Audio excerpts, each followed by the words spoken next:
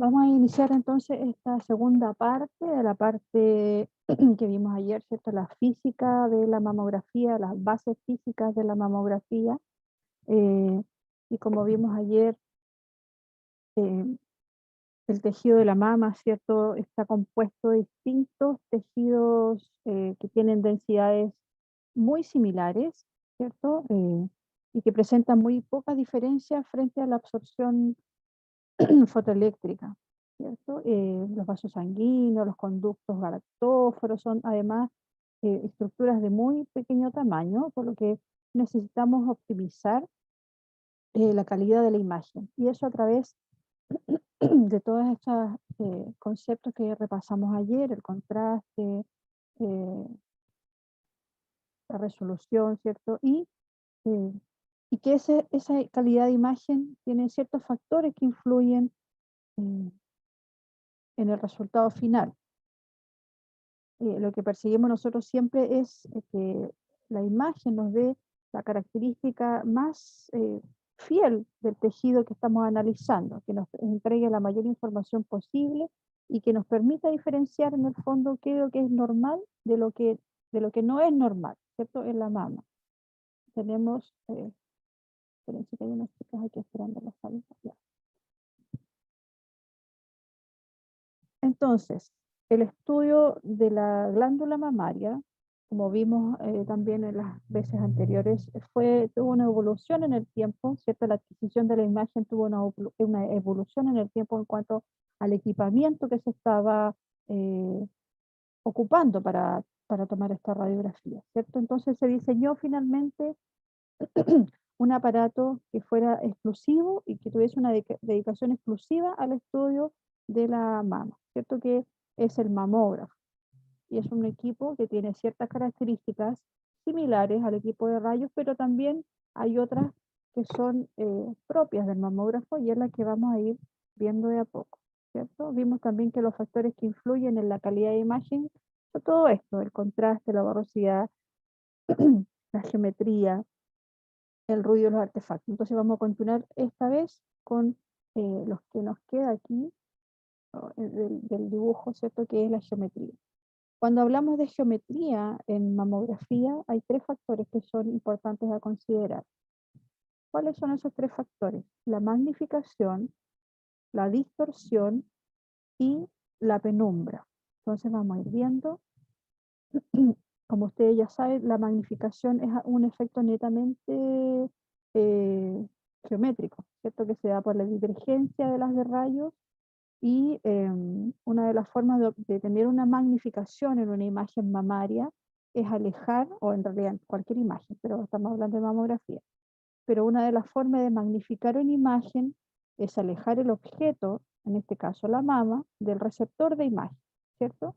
Entonces, por ejemplo, en el dibujo nos sale ahí, si tenemos una distancia, foco, placa, foco receptor de imagen, de 65 centímetros, y se pone aquí el dispositivo de magnificación, que es este aparato, ¿cierto? Es un accesorio que va adosado y que se ensambla sobre el mamógrafo, ¿cierto? Un aparato de magnificación, un dispositivo de magnificación.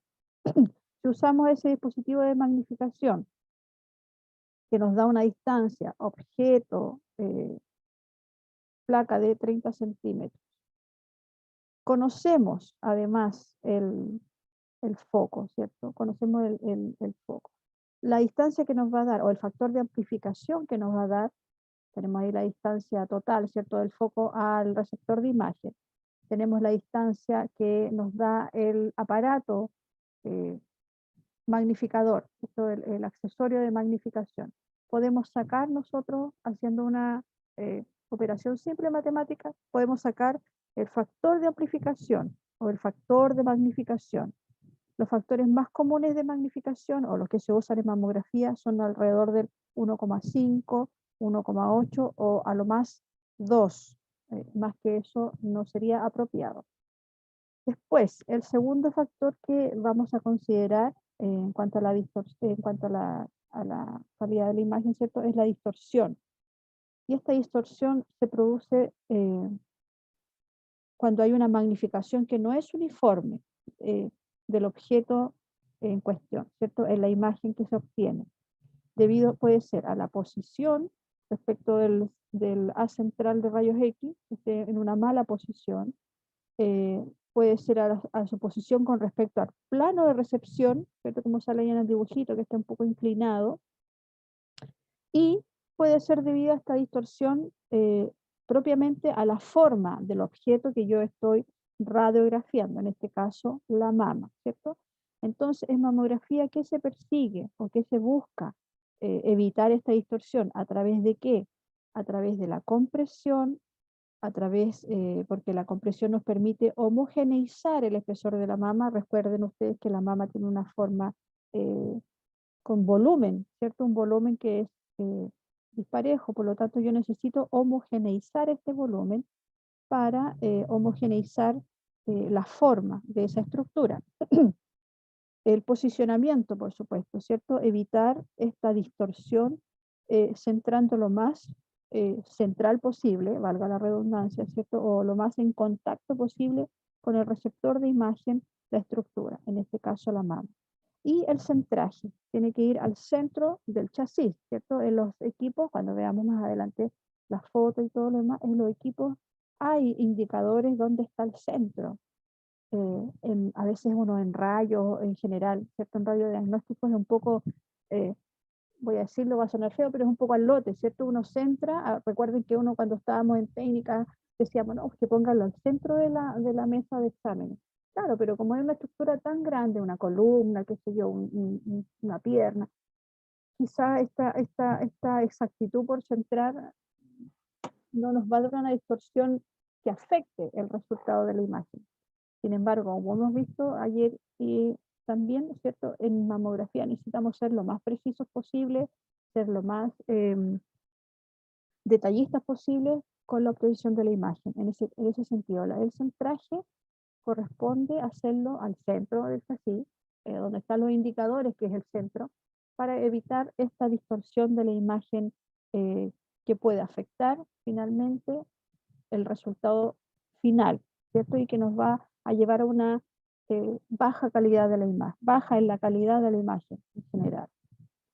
Luego tenemos un tercer factor que influye en la geometría de la imagen, que es la penumbra, que en su definición sabemos que es bueno, la tengo aquí, a ver, es la región de iluminación parcial que rodea la sombra producida por el objeto que ha atenuado las de rayos. Esa es la definición de penumbra, es la región de iluminación parcial que rodea la sombra producida por el objeto que se ha atenuado por el haz de rayos X, ¿cierto? Entonces, la penumbra de una imagen se puede decir que es fundamentalmente se debe al punto focal también, ¿cierto? Porque la relación entre el ancho de penumbra y el punto focal es primordial.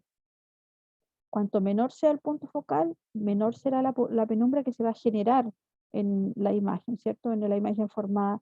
Y por eso vamos a tener más nitidez, ¿cierto? En este caso, como sale ahí en la diapositiva, el tamaño de la penumbra P puede identificarse o estimarse considerando la distancia foco-objeto y la distancia objeto-placa o objeto receptor de imagen, ¿cierto? Entonces tenemos ahí en la fórmula, ¿cierto? El punto focal, el objeto, hay una distancia A, y luego tenemos el objeto y el receptor de imagen o la placa, una distancia B. Entonces yo puedo determinar cuál va a ser, en este caso, la penumbra, ¿cierto?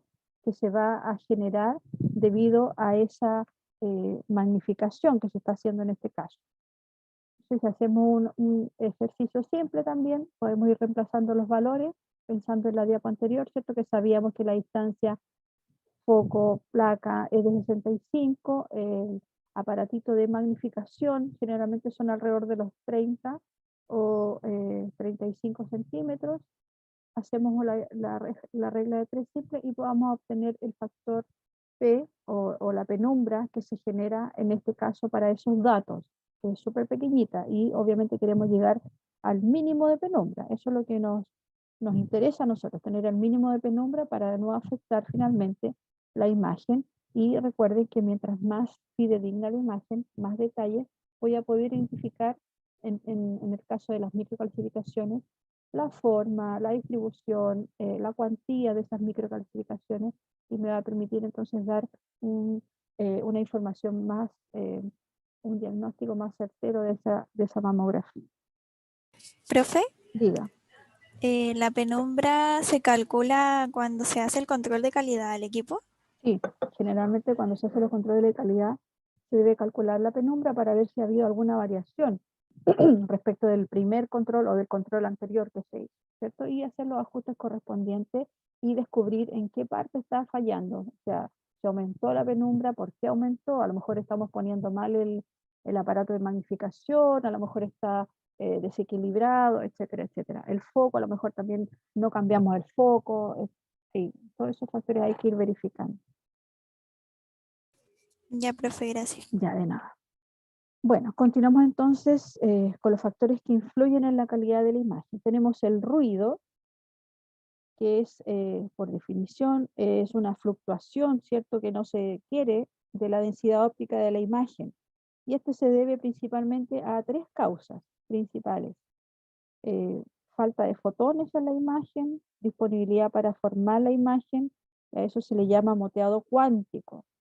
Aquí hablamos un poco de la obtención de la imagen, ¿cierto? Lo que se genera en la imagen a veces por una falta de fotones, ¿cierto? Yo puse mal la técnica, por lo tanto esa técnica fue insuficiente y va a haber un moteado cuántico ahí en la imagen, que puede deberse al grano también de la pantalla, ¿cierto?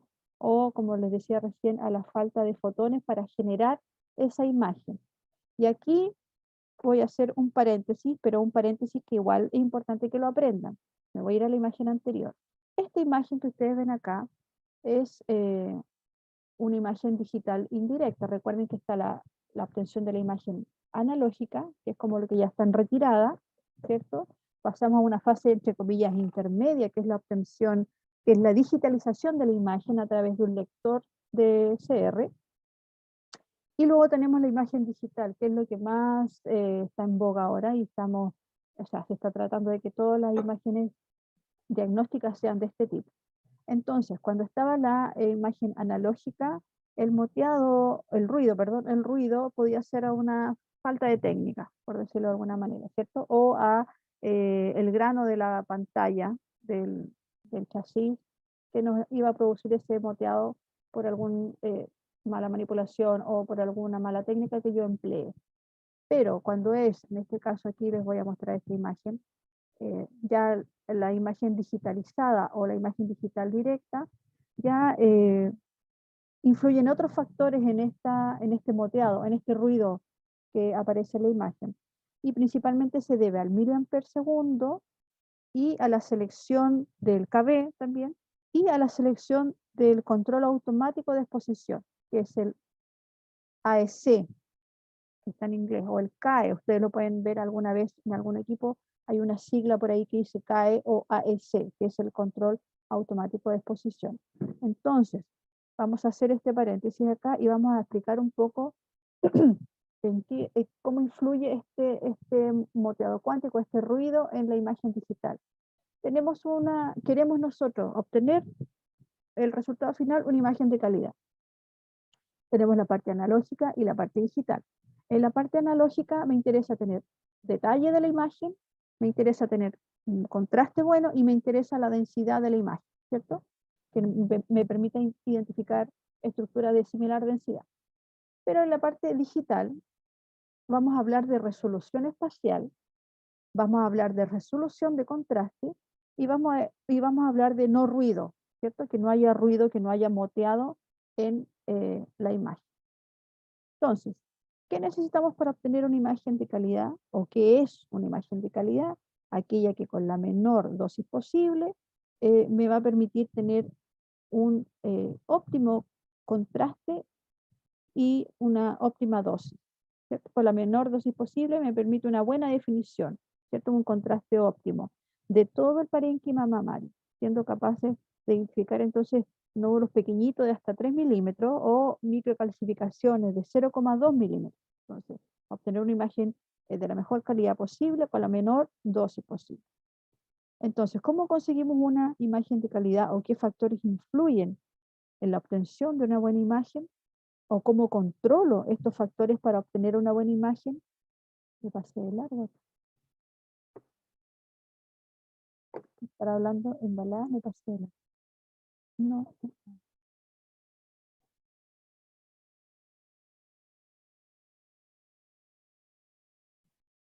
Ya. Entonces, vamos a aclarar primero los siguientes conceptos, ¿cierto? ¿A qué le llamo yo resolución espacial?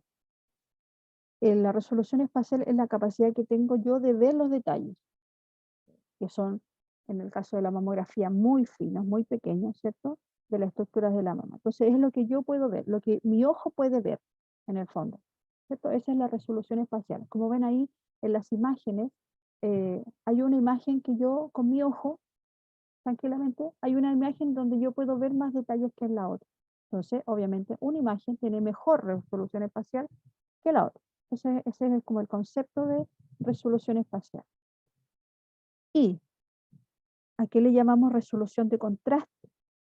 Esta es la capacidad de distinguir estructuras de similar grado de atenuación de los rayos X en la imagen que estamos mirando, ¿cierto? En el fondo son las diferencias de contraste. Recién vimos la misma imagen, pero nos enfocamos en otro sector. Era lo que mi ojo era capaz de distinguir. Aquí lo que voy a ver en cuanto al concepto de resolución de contraste es que pueda yo diferenciar estructuras de similar densidad.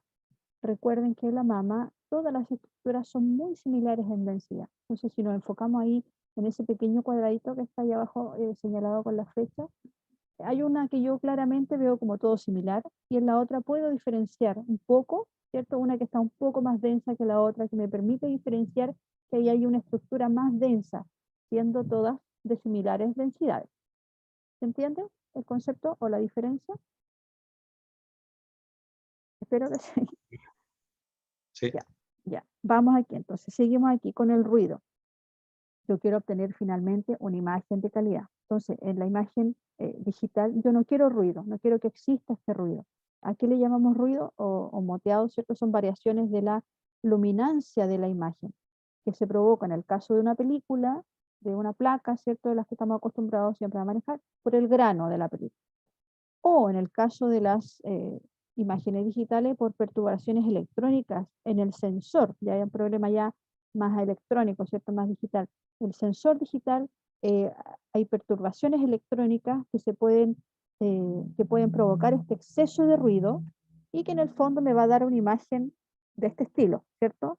Media moteada, media extraña, que no es diagnóstica, y que obviamente puede y va a enmascarar lesiones del estilo o del tipo de las microcalcificaciones, que es a donde nuestro ojo debe apuntar, ¿cierto? Encontrar estas microcalcificaciones, identificarlas, cuantificarlas, cualificarlas para poder determinar si esa imagen o si esas microcalcificaciones son sospechosas, merecen biopsia, merecen control a los 6 meses, etcétera, ¿cierto? Entonces lo que nosotros perseguimos finalmente es eso. Seguimos.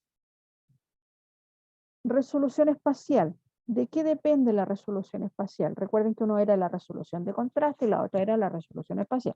¿De qué depende la resolución espacial? Del número de píxeles de la matriz, ¿cierto? A mayor número de píxeles, más grande la matriz, por lo tanto, mayor será la resolución espacial de los pares de línea por milímetro en el rendimiento del detector. O sea, a mayor número de pares lineares por milímetros en el detector, mayor será la resolución espacial, por lo tanto tendré mayor detalle, ¿cierto? Mayor definición, mayor información también. Entonces, a mayor resolución espacial, tenemos más información en la imagen, el número de píxeles de la matriz, a mayor número de píxeles es más grande la matriz, por lo tanto la resolución espacial, los pares de línea por milímetro, serán mayores y me va a permitir ver más información. La imagen que ven ahí al frente, ¿cierto? Hay una que tiene más información que la otra, electrónica o digitalmente hablando, ¿cierto? Si yo la examinara en detalle, voy a diferenciar que en una puedo ver más que en la otra, más detalles que en la otra. Entonces la resolución espacial me va a dar eso, la capacidad de tener más información en la placa. Luego tenemos la resolución de contraste. ¿De qué dependerá la resolución de contraste? Depende de los bytes, depende de ese factor que dice MTF, que es Modulation Transfer Function, o sea, la función de transferencia y el rango dinámico. También depende de la dosis y de la combinación ánodo-filtro, que recuerden que eso yo lo puedo modificar, ¿cierto? ¿Qué ánodo, qué filtro voy a ocupar para tal estructura? En este caso, para tal tipo de mama. Entonces, el contraste va a depender de estos factores para ser cada vez mejor, más óptimo. ¿Qué son los bytes? Es el número de memoria que tiene el detector para almacenar la señal de cada píxel, ¿cierto? La profundidad del color de una pantalla, estamos hablando ya del monitor donde se observa la imagen, significa cuánta información de la imagen muestra con precisión este panel o esta pantalla. Cuánta información muestra un panel, mejor y más precisa va a ser la imagen. Entonces aquí hay un ejemplo, ¿cierto? Un esquema que dice 8 bytes, 14 bytes. Entonces, obviamente, la línea C y D, la que dice 14 bytes, es la que me da mucha más información. Lo mismo la línea A y B, ¿cierto? Me va a dar mucha más información, una información más precisa, más detalle. Siempre vamos a ir a ese objetivo final, que me dé más detalle, más definición, que sea más fidedigna a la imagen real que hay, que es de la mama, ¿cierto? Mientras más detecte este panel, ¿cierto? Mientras más información me entregue, mejor, me va a dar más calidad. Luego tenemos este factor de modulación de transferencia que mide la capacidad del sistema, este es el sistema detector, ¿cierto? Que mide la capacidad de este sistema para preservar, para mantener el contraste como función de resolución espacial. A mayor factor de modulación, mayor contraste. Por lo tanto, si se fijan acá igual, ¿cierto? Aquí tenemos demasiado, o sea, no es óptimo. Sin embargo, aquí en esta línea me permite mayor información. Y aquí para abajo, obviamente, no hay información muy precisa, ¿cierto? Que me dé detalles de la imagen de la mama. Y luego tenemos el otro concepto que es el rango dinámico. Y aquí pongan atención, porque esto igual es importante saberlo, sobre todo, insisto, en la mama. El rango dinámico es el valor lineal de la señal en una exposición en función de la tonalidad de la imagen.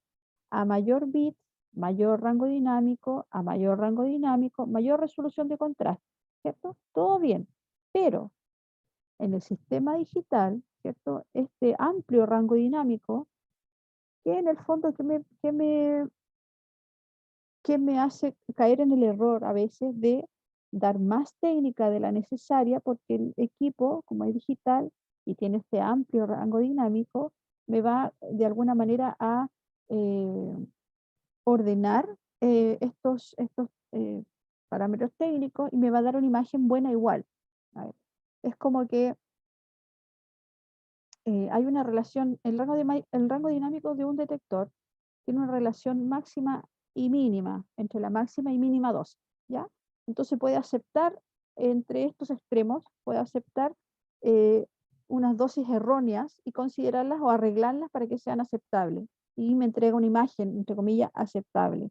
Entonces, yo voy a dar una técnica quizás no adecuada. Acuérdense que hablábamos ayer de una técnica óptima, una relación óptima dosis-contraste para obtener una imagen de calidad. Pero puedo dar una técnica no adecuada, es decir, le tiré mucha técnica y el equipo, entre comillas, me la regula y me entrega una imagen final aceptable, no óptima, no de calidad, pero aceptable. Y mi ojo va a decir, no, esta imagen está buena, tiremos el informe nomás. Pero resulta que no es la mejor, podría haber sido mejor.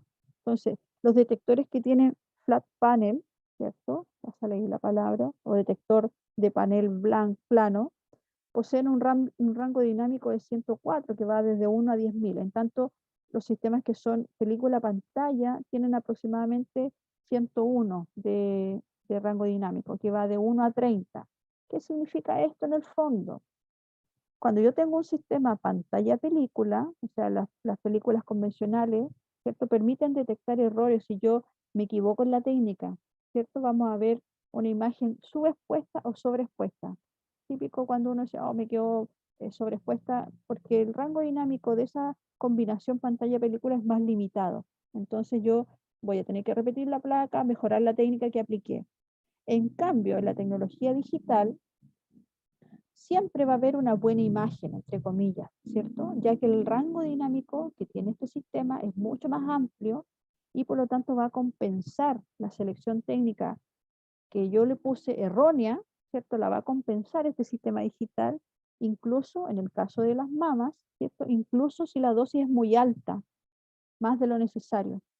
Entonces, al ser un rango dinámico amplio, claro, espectacular, me va a entregar harta información y todo lo demás, pero si yo le doy una técnica demasiado grande y le doy una dosis demasiado grande, el equipo va a compensar la imagen, pero no va a ser lo óptimo para esa mama, ¿cierto? Entre comillas, como que me va a arreglar la imagen, yo puedo verla bien, la mando igual informe, pero a lo mejor en el fondo del corazón voy a saber que no fue una técnica de calidad la que yo puse para ese paciente, para esa mama. A ver, ejemplo, aquí tenemos una imagen pantalla película y una imagen digital, ¿cierto? El amplio rango dinámico de los detectores digitales va a permitir obtener una buena calidad de imagen, como le decía recién, ¿cierto? Aún usando una técnica de alta dosis. Pero con sistemas convencionales de pantalla película, la elección que yo haga de la dosis tiene que ser más precisa, porque si yo le doy una dosis muy alta, ¿cierto? Si pongo mucha técnica, el examen me va a salir muy oscuro, va a salir sobreexpuesto. Los detectores digitales, las dosis que son muy altas, producen mejor calidad de imagen y imágenes menos ruidosas incluso. Al aumentar la dosis lo que mejora es la relación señal-ruido. Entonces puede aparecer una tendencia a aumentar la dosis, especialmente en aquellas imágenes que yo no tengo a mano en el equipo o que no ocupo el control automático de exposición, ¿cierto? Que es una característica fundamental del equipo de mamografía. Si no lo ocupo y le doy una dosis muy alta, va a pasar, entre comillas, como se dice, colado, y el sistema me va, entre comillas, a arreglar la imagen para obtener una imagen aceptable, pero no de calidad. Si yo lo hiciera en un equipo de rayos normal, como muestra el ejemplo ahí, puedo tener una imagen sobreexpuesta y voy a tener que mejorar la técnica en vez de que el equipo me arregle la imagen, entre comillas, ¿cierto? Bueno, tenemos la resolución de contraste, entonces tiene que ver con la dosis en el fondo, ¿cierto? Nos encontramos con este otro aspecto que les decía yo recién, que es súper importante en los mamógrafos. A mayor dosis hay mayor señal, pero ¿qué pasa aquí con el control automático de exposición? ¿Para qué me sirve esto? Este control automático de exposición selecciona en forma automática, como lo dice su nombre, ¿cierto? Sus siglas. Me selecciona en forma automática el tipo de filtro, el valor del KB y el valor del MAS, siempre y cuando el equipo esté calibrado, ¿cierto? Si yo ocupo, es como que yo ocupara, a ver, tengo un auto, no sé, con turbo, con no sé qué cuestión en el motor, nitrógeno, no sé qué más, pero las ruedas, los neumáticos están todos planos, ¿se entiende? Es como yo tengo todo genial, pero no lo calibré, pues entonces al final no me va a servir. Lo mismo los equipos, puedo tener un selector, un control automático de exposición en un mamógrafo, ¿cierto? Que me va a seleccionar en forma automática y súper cachilupi esto, el ánodo, el filtro, el cabello y el MAS. Pero si el equipo no está calibrado, no tiene sus buenas mantenciones, no me sirve mucho tener esta maravilla, ¿cierto? El control automático de exposición. Luego el ruido, el factor que influye en la calidad de la imagen, finalmente el ruido o moteado cuántico, depende también de este concepto de QE, que es la eficiencia de detección cuántica. Es el medidor que recoge información útil de las de rayos X incidentes. Es decir, a mayor dosis, menor ruido. Pero en modo automático este ruido es inexistente, ya que el sistema automáticamente selecciona la mejor técnica, recuerden, ¿cierto? Lo hace automáticamente, selecciona el filtro, selecciona el KB y todo lo demás, ¿cierto? Cuando es técnica manual, hay mucho ruido, pero cuando hay técnica automática, el equipo selecciona automáticamente esta técnica y este ruido disminuye. Luego tenemos, llegamos finalmente aquí a los artefactos. ¿Cuál es la definición de artefacto? Es una densidad óptica que yo no deseo, ¿cierto? Que no quiero ver, pero que está en la imagen y que a veces se representa o se ve como algo que pareciera pertenecer al objeto, pero que en realidad es creado o por el proceso de formación de la imagen, por ejemplo, puede ser. Pero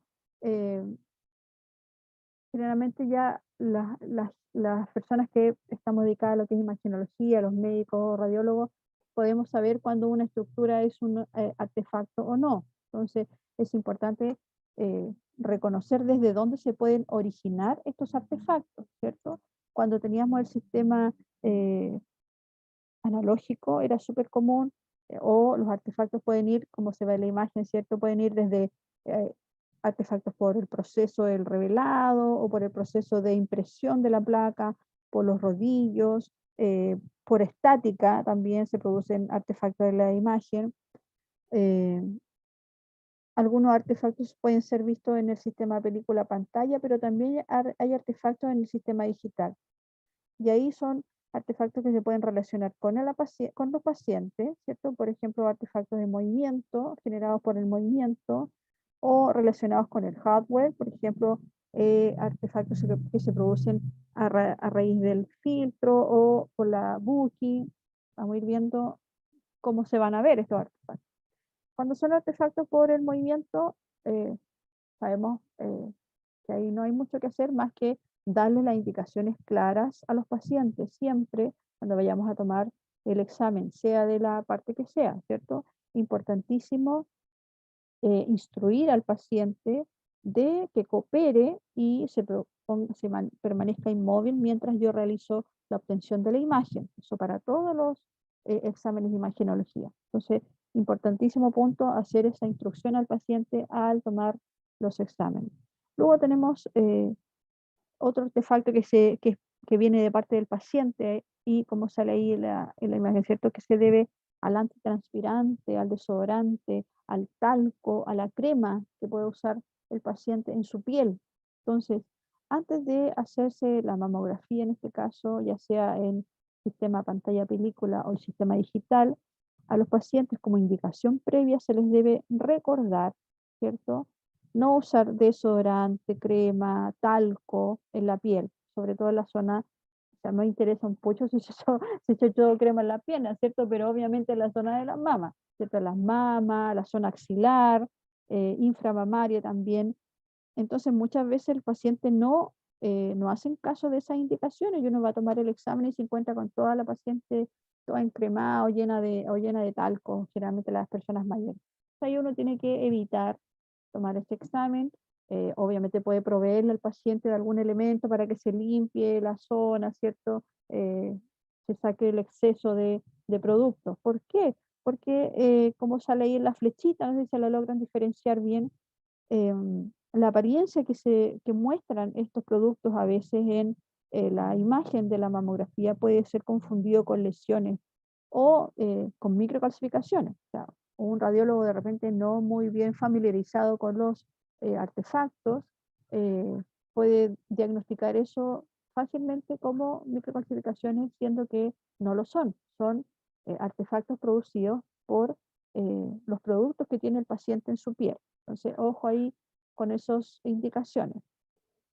Luego tenemos otro artefacto relacionado con el paciente, y este va inherentemente al paciente y no hay nada que hacer, y se llama artefacto de mama delgada. Eso se produce ahí donde está la flecha, o sea, no es un artefacto que se produzca en la estructura en sí, sino alrededor. Fíjense dónde está la flecha y como una esquina blanca, ¿cierto? Es el único que se da en la mamografía digital. Y este artefacto se produce cuando hay mujeres que la mama comprimida es menor a 2 centímetros. Y existen, o sea, hay mamas que son tan pequeñitas y tan bajas en densidad, estoy hablando de una persona, no sé, una adulta mayor y muy delgadita, eh, que puede haber este artefacto que se produce en los bordes del panel. ¿cierto? Se puede producir estas esquinas como un borde blanco. O sea, a la imagen, al diagnóstico no va a afectar en nada, pero si alguna vez les sale y no saben de qué es, o si les toca a alguna paciente con esas características, van a saber que va a salir ese artefacto ahí en los bordes de la imagen. Otro artefacto relacionado ahora con el detector, y esto hay que tener ya más ojo, ¿cierto? Son los artefactos que se llaman imágenes fantasmas. Y aquí la flechita ahí demuestra también, hay que buscar, hay que acercarse bien y de repente con un ojo, quizás por la claridad de ahora, de esta hora del día, no, pero con una oscuridad mejor, ¿cierto? Vamos a poder ver esa imagen fantasma que se genera ahí. ¿Cuándo pasa? Cuando hay una imagen latente a partir de una exposición previa, es decir, se expuso previamente el chasis, ¿cierto? Y quedó, entre comillas, una imagen latente. Entonces yo voy a tomar el segundo examen o el examen que sigue y sale esa imagen ahí como fantasma. Entonces, ¿cómo se corrige esto o cómo se evita? Debe ser recalibrada la máquina, ¿cierto? Para extraer de la memoria esta imagen que quedó, entre comillas, ahí fantasma de la exposición anterior. Y entonces una vez que se realiza la imagen de prueba para asegurarnos que no quedó ninguna imagen fantasma, se puede hacer nuevamente el examen que corresponde. Entonces es importante ver esta situación a fin de que no le aparezcan imágenes fantasmas en sus siguientes exámenes. Después hay artefactos que se deben al detector. Este ya es más grande, una amplificación de la imagen, pero igual les puede alguna vez salir, ¿cierto? Se llama artefacto de excavación. Al realizar una prueba de control del flat panel, del panel plano, ¿cierto? Para evaluar la uniformidad, también se hacen en los controles de calidad estas evaluaciones, ¿cierto? Aparecen estas manchas o estos como huecos, y eso es porque a veces el detector es golpeado. El detector es súper delicado, ¿cierto? No debe ser golpeado ni puesto nada encima porque pasan estas situaciones, ¿cierto? Se puede golpear accidentalmente y la matriz del detector queda con estas pequeñas muescas que son imperceptibles para nosotros, sí, pero aparecen en la imagen. Entonces aparecen como estas hendiduras o estos como círculos en la imagen, en la placa, cuando se hace la calibración. Entonces ahí en la mamografía quizá no se va a notar, pero puede darnos ahí una falsa imagen de nódulo o interferir con algún nódulo de verdad. Luego tenemos estos otros artefactos, como sale la línea ahí, ¿cierto? Una línea horizontal blanca que se puede atribuir a una línea de píxeles defectuosas y que nos va a dar, por lo tanto, una lectura incorrecta de los datos que son importantes obtener. Entonces hay una parte de la información que no se está captando y el sistema lo elimina. Entonces se debe recalibrar nuevamente la máquina y si este artefacto persiste, hay que llamar al servicio técnico y ver si se debe cambiar el detector. Y ahí súper fregado porque, como les decía, son muy caros y no es una inversión que se pueda hacer así tan fácilmente o cambiarla como quien cambia un chasis. No, es algo súper caro. Entonces, cuando yo empiezo a aparecer esto es porque algo está fallando en forma importante. Y otro artefacto relacionado no con el paciente, sino que con el detector, es este, que muestra ahí las flechitas blancas, que ahí tiene que ver con una desalineación del colimador. Esa barra blanca vertical que se ve ahí, a lo largo del borde de la imagen, eso es cuando el colimador está mal alineado con el detector. Entonces, cuando se instala un detector en un equipo, debe hacerse una calibración súper detallista, ¿cierto? Que esté todo calibrado y cuando se toman placas y se ve esta imagen, quiere decir que no hicieron la calibración que correspondía. Se necesita, para corregir este artefacto, el colimador debe ser reajustado con el detector que se puso en la imagen. Y después tenemos aquí, esta imagen se la había mostrado anteriormente, pero igual hay que nombrarla, ¿cierto? Porque son artefactos que se producen por su exposición, es decir, se ven imágenes moteadas, oscuras, dispersas a lo largo, ¿cierto?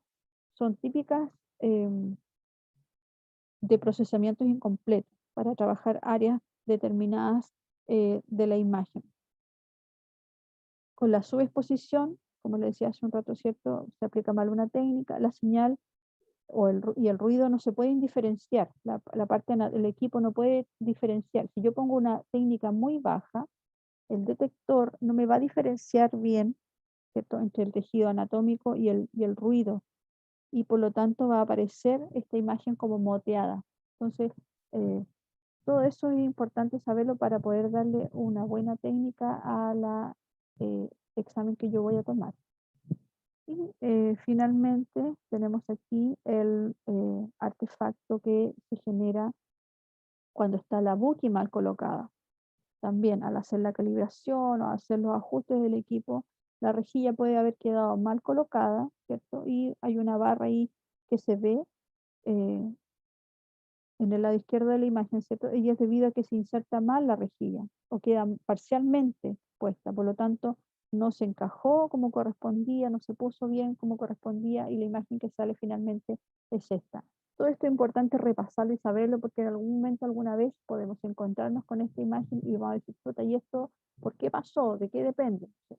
Yo tengo claro que esta depende, por ejemplo, a una rejilla mal alineada, otra depende a un detector mal alineado con el colimador, otra va a depender de, no, esto es del paciente, etcétera. Voy a poder diferenciar y dar solución rápida a ese artefacto, ¿cierto? Quizá no hay que llamar a tanto servicio técnico, sino que es algo que se pueda a lo mejor resolver de manera más local, más fácil. O por lo menos podemos tener identificada el artefacto.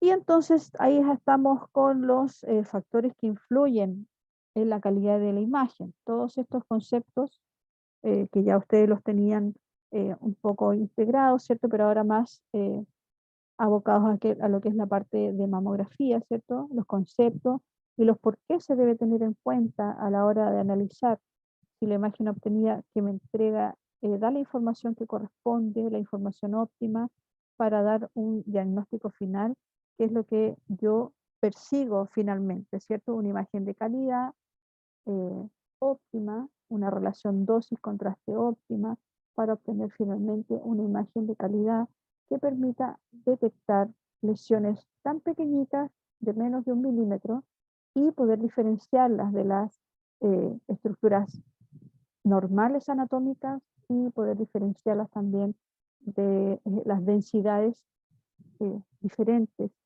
las que son más bien de tipo patológica o sospechosas de patología, ¿cierto? Entonces, lo primordial es tener una buena calidad de imagen para dar, por supuesto, un diagnóstico final acertado. ¿Y ahora qué hago? Entonces, chiquillos,